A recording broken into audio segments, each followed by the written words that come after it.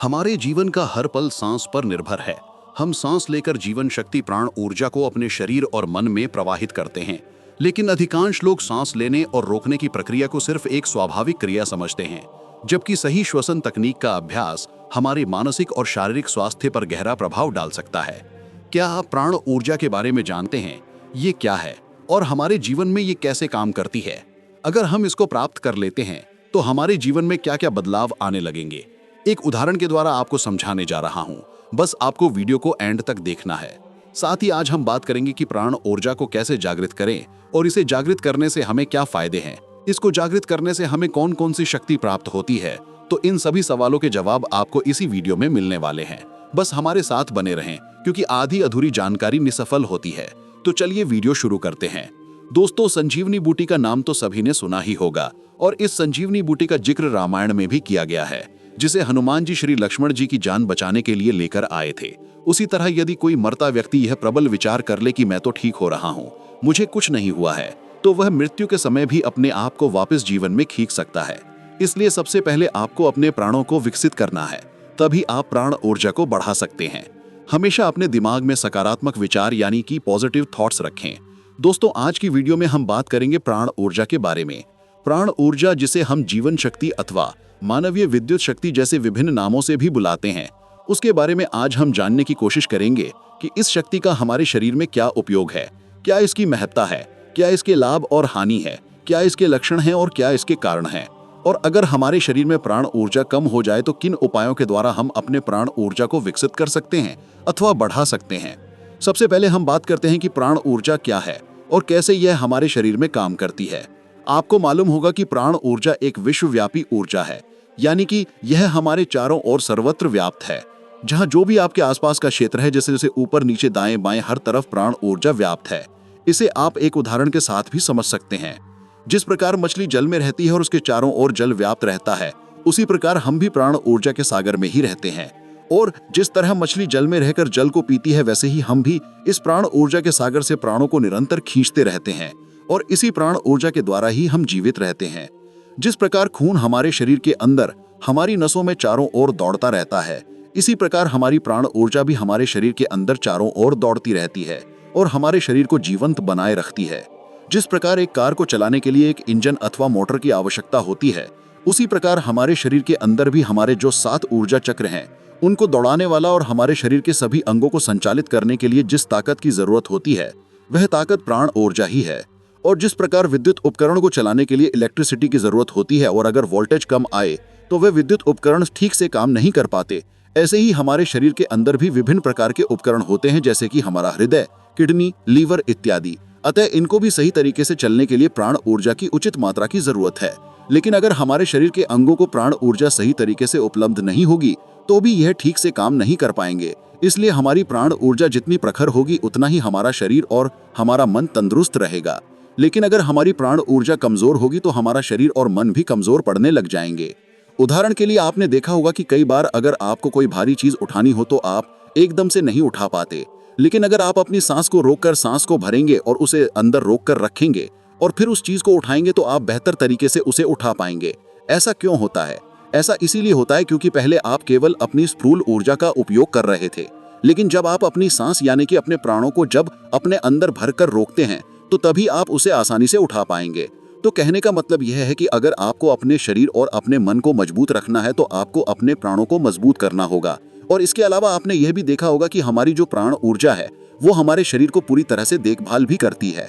उदाहरण के लिए जैसे कभी आपको चोट लगती है तो आप ध्यान भी नहीं, सूक्ष्म शरीर में जागृत होकर ऊपर के चक्कर तक पहुंचती है और हमें समाधि के मार्ग पर या मोक्ष की मार्ग पर लेकर जाती है। इसीलिए किसी भी प्रकार का विकास हो, चाहे वो शारीरिक हो, मानसिक हो, भावनात्मक हो या आध्यात्मिक विकास हो, सब में आपको प्राण ऊर्जा की जरूरत पड़ती है। ये प्राण ऊर्जा चाहे हमारा शरीर सो भी जाए तब भी अपना काम करती रहती है। ये प्राण ऊर्जा ना तो रुकती है, ना थकती है, ना आराम करती है, ना सोती है और ना ही कभी खत्म होती है। ये बिना रुके 24 घंटे अपना काम करती रहती है। अतः जब तक हमारे शरीर के अंदर प्राण ऊर्जा है, जैसे ही यह प्राण ऊर्जा अर्थात लाइफ फोर्स हमारे शरीर से निकलती है तो उसी समय हमारी मृत्यु हो जाती है। इसके अलावा यह भी याद रखें कि कोई शारीरिक रूप से कितना भी मोटा ताजा क्यों ना हो, कितना भी हेल्दी क्यों ना हो, लेकिन जरूरी नहीं है कि वह उतना ही प्राण वायु से बहुत कमजोर होते हैं। लेकिन फिर भी वह कभी हार नहीं मानते और बड़े से बड़े चुनौती को भी वह पार कर जाते हैं। वह ऐसा इसलिए कर पाते हैं क्योंकि उनके अंदर प्राण ऊर्जा प्रचुर मात्रा में होती है। यही प्राण ऊर्जा जो प्राणों की प्रखरता है, उसे आप किसी के चमकते चेहरे के रूप में पहचान सकते हैं। जैसे कि किसी के चेहरे पर बहुत ज्यादा शाइन है, उसकी आंखें चमक रही हैं और चेहरे पर आत्मविश्वास है, तो आप समझ सकते हैं कि उसकी प्राण ऊर्जा प्रबल है। या फिर किसी किसी की प्राण ऊर्जा बहुत प्रबल होती है, उनका उच्चारण अत्यंत जोशीला होता है, तो इसका मतलब उनकी प्राण ऊर्जा प्रखर है। इसके अलावा आपने देखा होगा कि जब कोई व्यक्ति डॉक्टर के पास जाता है और वह बोलता है कि मुझे बहुत ज्यादा उदासी है, डिप्रेशन है, तो डॉक्टर उसको सलाह देते हैं कि आप कुछ दिन पहाड़ों पर चले जाएं, प्रकृति में चले जाएं या कहीं शांत स्थान पर चले जाएं और 10 से 12 दिन वहीं पर समय बिताएं, क्योंकि ऐसी प्राकृतिक जगहों पर प्राण ऊर्जा बहुत बड़ी मात्रा में होती है, जिससे कि उनके वहां रहने मात्र से ही उनकी हीलिंग होनी शुरू हो जाती है। अब तक हमने समझा कि प्राण ऊर्जा क्या है और उसका महत्व क्या आया है। अब हम समझने की कोशिश करते हैं कि ऐसे कौन से लक्षण हैं जिनको देखकर हम समझ पाएं कि हमारे अंदर प्राण ऊर्जा पर्याप्त मात्रा में है या नहीं, ये सही तरीके से काम कर रही है या नहीं, और साथ में उनके लाभ भी जानने की कोशिश करेंगे। पहली बात, अगर आपकी प्राण ऊर्जा आपके शरीर में प्रबल है और अच्छी मात्रा में सही तरीके से काम कर रही है, तो आपको कुछ लक्षण होंगे। पहला लक्षण यह है कि आपको कई बार सपने में हवा में ऐसा सपना आएगा कि जैसे कि आप हवा में उठ रहे हैं। ये इंगित करता है कि आपकी प्राण ऊर्जा प्रखर हो रही है। इसके अलावा कई बार आप ध्यान में बैठे होंगे और ध्यान में बैठने के दौरान आपको अचानक ऐसे महसूस होगा जैसे कि आपका शरीर जमीन से ऊपर उठ चुका है और आप हवा में आ गए हैं। इसलिए ये सभी संकेत बताते हैं कि आपकी प्राण ऊर्जा प्रबल है। और भी कुछ लक्षण हैं, जैसे मान लीजिए कि आप कहीं बैठे हैं और बहुत मधुर संगीत बज रहा है, तभी आपके पैर थिरकने लगे, तो इसका मतलब आपकी प्राण ऊर्जा अच्छी है। कई बार अचानक से सुहाना मौसम बन जाए, बारिश आने लगे, या कभी आप किसी सुंदर प्राकृतिक स्थान में चले जाएं और आपका जी मचलने लगे और आपका दिल नाचने लगे, तो इसका मतलब आपका प्राण आंदोलित हो रहा है, जो कि अच्छा लक्षण है। इसी प्रकार कोई प्रेमी अपनी प्रेमिका को देखकर या प्रेमिका अपने प्रेमी को देखकर अगर उसके दिल में हिलोरे उठने लगें, तो यह भी आपके प्राणोक्षीर में उन्नति के संकेत हैं। क्योंकि अगर आप मृत होंगे और आपके अंदर कोई भावना उत्पन्न ही ना हो, ये भी आपके प्राणक्षीर में उन्नति के संकेत हैं। क्योंकि अगर आप मृत होंगे और आपके सामने संगीत बजता रहे, मौसम कैसे भी करवटें बदलता रहे, इससे आपको कोई फर्क ही ना पड़े, तो इसका मतलब आप इंटरनली डेड हो चुके हैं। आपकी प्राण ऊर्जा डेड हो चुकी है, जिससे आपको कोई फर्क ही नहीं पड़ रहा है। इसके अलावा अगर आपकी प्राण ऊर्जा प्रखर होगी, तो आप देर तक सो नहीं पाएंगे, आप ब्रह्म मुहूर्त में सहज ही उठ जाएंगे। अतः अगर आप सुबह जल्दी उठ जाते हैं बिना किसी आलस के, तो आपकी प्राण ऊर्जा ठीक काम कर रही है। लेकिन अगर आप बिस्तर पर 8 से 10 बजे तक पड़े रहते हैं, तो इसका मतलब आपकी प्राण ऊर्जा कम हो रही है। और अगर आपकी प्राण ऊर्जा विकसित होगी, तो उसके परिणाम स्वरूप आपके अंदर स्फूर्ति आएगी, आपके अंदर उत्साह आएगा, आपका निरंतर कुछ कार्य करने को दिल करता रहेगा और आपके अंदर आत्मविश्वास भरपूर रहेगा। इसके अलावा आप आशावादी होंगे और आपके अंदर बहुत से जो सकारात्मक गुण होते हैं, वो सब आपके अंदर मौजूद रहेंगे। इसके अलावा आपका चेहरा खिला खिला सा रहेगा। इस स्थिति में आप अध्यात्म में भी तेजी से प्रगति करेंगे।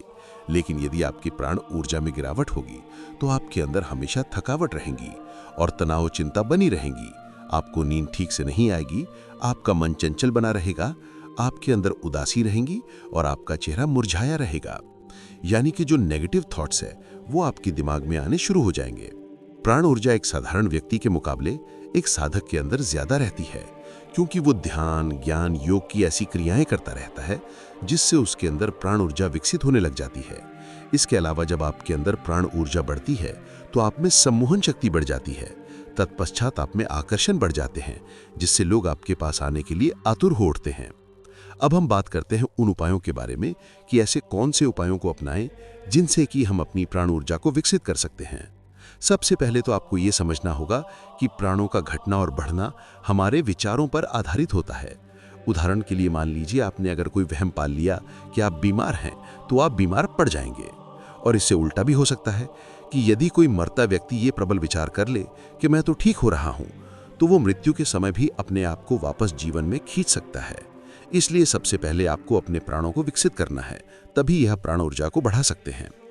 हमेशा अपने दिमाग में सकारात्मक यानी पॉजिटिव थॉट्स रखें, क्योंकि जैसे ही आपके थॉट्स पॉजिटिव होंगे, तुरंत आपकी लाइफ एनर्जी इंक्रीज होनी शुरू हो जाएगी। और जैसे ही आपकी लाइफ एनर्जी इंक्रीज होगी, तो आप अपने जीवन में कुछ भी मैनिफेस्ट कर सकते हैं। आपको किसी प्रकार की मन्नतें मांगने की जरूरत नहीं है। बस आप अपनी प्राण ऊर्जा को ठीक कर लें, तो आपकी जीवन में सब कुछ आना शुरू हो जाएगा।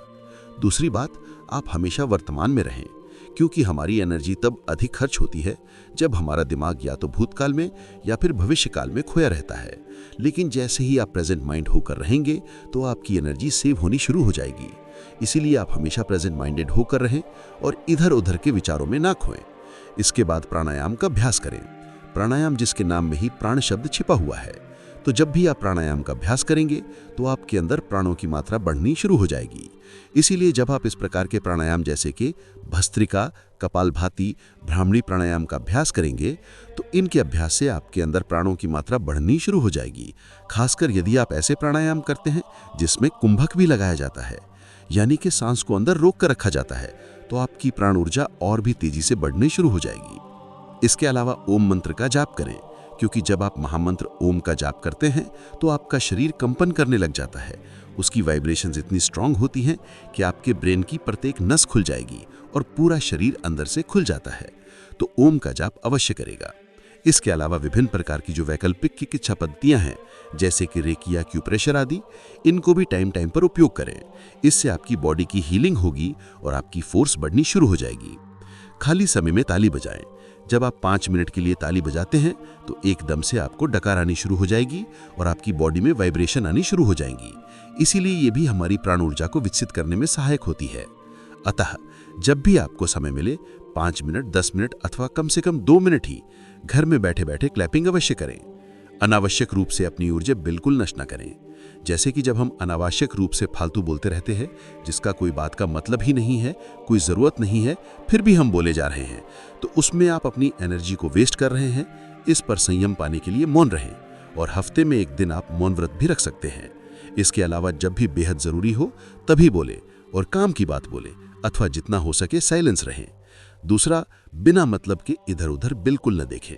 कई बार क्या होता है, जब आप कहीं जा रहे होते हैं तो रास्ते में हर जगह इधर उधर आप देखते हुए जाते हैं। इसीलिए जब आप बिना कोई काम के अपनी आंखों को प्रयोग करते हैं तो इससे हमारी एनर्जी बहुत ज़्यादा वेस्ट होती है और हमारा सबकॉन्शियस माइंड में गलत तस्वीरें आने लगती है और हो सकता है कि आपका माइंड गलत थॉट एक्सेप्ट कर ले। क्या आपने कभी सन्यासियों को ध्यान से देखा है? वो सिर्फ उतना ही देखते हैं जितना उन्हें आगे की ज़मीन नज़र आती है, उससे आगे वो देखते ही नहीं। अपनी नाक की नोक पर ही वो अपनी नज़र जमा कर रखते हैं, यानी कि अपनी आंखों को आधा खुला रखते हैं और आधा बंद रखते हैं। इससे उनकी एनर्जी सेव होती है और वो सालों साल तक जीते हैं। अतः जब आप बिना मतलब के इधर उधर के नहीं देखेंगे तभी आप अपनी एनर्जी को सेव कर पाएंगे। इसके अलावा फालतू खाना मत खाएं। जितनी भूख हो उससे थोड़ा कम ही खाएं, क्योंकि हमारी ज़्यादा एनर्जी तो खाने को पचाने में ही लग जाती है, जिससे प्राण ऊर्जा घट जाती है। इसलिए कभी कभी व्रत भी रखें, यानी कि फास्ट रखें। हफ्ते में 1 दिन आप ऐसा रखें कि आप सिर्फ लिक्विड डाइट लें, सिर्फ पानी पिए या जूस पिए, ताकि आपके पेट को आराम मिले। अगर आप ऐसा करते हैं तो आपकी प्राण ऊर्जा संतुलित रहती है और तेजी से इंक्रीज होती है। इसके अलावा अति सक्रियता से बचें। कुछ लोग बहुत ज़्यादा हाइपर होते हैं, यानी कि वो हर कार्य जल्दबाजी में करते हैं। जैसे कि दौड़ते दौड़ते जाएंगे और दौड़ते दौड़ते आएंगे, एकदम से उठ जाएंगे और एकदम से बैठ जाएंगे। हर वक्त वो फास्ट मूवमेंट में ही रहते हैं, तो इससे भी हमारी एनर्जी बहुत वेस्ट होती है। इसीलिए थोड़ा रिलैक्स रहें और अपनी गति को धीमा रखें। कोई भी कार्य करें तो शांतिपूर्वक करें, क्योंकि जितना भी आप शांतिपूर्वक कार्य करेंगे उतना ही आपके अंदर प्राण ऊर्जा की बढ़ोतरी होगी। इसके अलावा जब भी आप बैठें तो झुककर मत बैठें। हमेशा अपनी रीढ़ की हड्डी को सीधा रखकर बैठें, क्योंकि जब आप झुककर बैठते हैं तो रीढ़ की हड्डी मुड़ जाती है, जिससे कभी कभी दर्द का अनुभव होता है। इस अवस्था में प्राण ऊर्जा तेजी से घटने लगती है। इसीलिए जब आप सीधा बैठते हैं तो आपकी बीमारियां खत्म हो जाएंगी और आपकी प्राण ऊर्जा बढ़ने लगेगी। अति कामुकता से भी बचें, क्योंकि जब आप बहुत ज़्यादा काम वासना के विचारों में लिप्त रहेंगे तो आपकी एनर्जी लीक होती रहेगी। इसीलिए ब्रह्मचर्य का पालन करें। आप खुद को जितना हो सके उतना काम वासना को कंट्रोल करके रखें। इसके अलावा ऊपरी सांस मत लें। जनरली हम बहुत ज़्यादा ऊपर ऊपर सांस लेते हैं और फास्ट ब्रीदिंग करते हैं, जिससे प्राण ऊर्जा सही से प्राप्त नहीं हो पाती। अतः डीप ब्रीथिंग करें, क्योंकि जब आप डीप और मेडिटेशन ब्रीथिंग करेंगे तो आपकी प्राण ऊर्जा अच्छी तरह से आपके शरीर में प्रवेश करेंगे। हमेशा पॉजिटिव लोगों के साथ रहें और नेगेटिव माइंड लोगों से दूरी बनाकर रखें। हर दिन प्रातःकाल देवस्थानों, मंदिर अथवा धार्मिक स्थानों पर जाएं, क्योंकि वहां पर प्राण ऊर्जा और सकारात्मक ऊर्जा बहुत बड़ी मात्रा में होती है। इसीलिए वहां पर जाकर कुछ टाइम बैठें और सूर्य स्नान करें। इसके बाद व्यायाम करें, कुछ गेम्स खेलें, स्विमिंग करें और नशा बिल्कुल ना करें। जब आप किसी भी प्रकार का नशा करते हैं तो आपकी लाइफ फोर्स डिप होने लगती है, तो उन चीज़ों से बचें। और सबसे अंतिम बात कि आप अपने अस्तित्व से जुड़ें। अस्तित्व से जुड़ने का मतलब यह है कि जैसे अगर आप बंद बल्ब को विद्युत से जोड़ते हैं, बल्ब एकदम से जल पड़ता है। ऐसे ही यदि आप अपने आप को अपने अस्तित्व से जोड़ेंगे तो आपके अंदर भी प्रकाश उत्पन्न हो जाएगा, क्योंकि हमें जितनी भी प्राण ऊर्जा मिलती है वो हमें अस्तित्व से ही प्राप्त होती है। अतः अस्तित्व से प्राण ऊर्जा को प्राप्त करने के लिए अपने हृदय में प्रेम को बसाएं, एकाग्रता का अभ्यास करें और ध्यान की विधियों का भी अभ्यास करें, जिससे कि आप अपने अंदर प्राण ऊर्जा को विकसित कर सकें। और याद रखें, मन का नियंत्रण करना ही प्राण का नियंत्रण है। मित्रों, बहुत उम्मीद करता हूं कि आज की प्रस्तुति आपको अच्छे से समझ में आई होगी।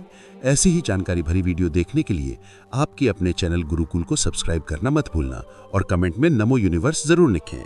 ध्यान करते हैं तो ये श्वास आपके शरीर में ऊर्जा बनाना शुरू कर देती है। जब नाभि पर ऊर्जा बनती है तो फिर उसकी तरफ उठती है, यानी आपके तीसरे नेत्र की ये ऊर्जा अपने आप ही ध्यान की मदद से ऊपर तरफ जाना शुरू हो जाती है, जहां से आपको दिव्य अनुभव होने शुरू हो जाते हैं। ज्ञान के अनुभव ध्यान में गहराई लाती है, ध्यान